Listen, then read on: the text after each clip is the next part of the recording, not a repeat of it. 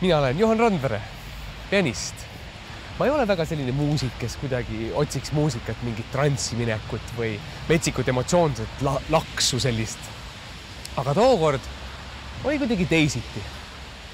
Mul üks hea sõber kirjutas raamatu ja palus mind oma raamatu esitusele mängima. See toimus Tallinnas Solarise keskuse Apollos ja ma pidin mängima väikse loo. Ta isegi tellis mult kindla helilooja, kindla teose. Helilooja oli siis Pärt Uusberg ja ma pidin mängima tema Paradiisi. Ja oli muidugi selle asjaga nõus, aga teadsin, et seal on natuke mingid sellised asjad, mis võib-olla seda esitust väga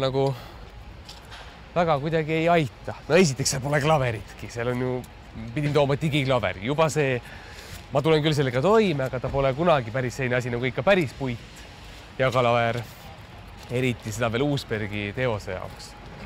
Teiseks ka muidugi seal ei ole ju sellist toredat vaikust ja rahu, mis laseks sellel muusikal täiesti selgelt toimida. Sest mulle eriti tundub, et Pärt Uusbergi muusikaks just oleks vaja sellist tõesti täielikku vaikust. Ja taustahelisid ei tohiks olla. Ma peaks nagu näpu molekulaartasandiga suutma need asjad seal kõik välja voolida. Iga noot on nagu kulla hinnaga, hästi kooskõlas vaikusega. Ja olen siis seal Solarise Apollos, seal on palju lärmi, seal on kinga kõpsumisi, seal on kohvitass käib vahepeal. Nagu siin, igatpidi sagitakse ringi. No ei ole kontsertsaalile vastavat õhkkonda. Aga mis teha? Panin siiski loo käima. Ja kõik need taustahälid, mille peale ma isegi enne olin natukene pahane ja mingis mõttes pettunud ja loobunud, et võib-olla ma ei saagi nüüd teha sellest head esinemist. Kuidagi need taustahelid sobisid ideaalselt selle looga kokku.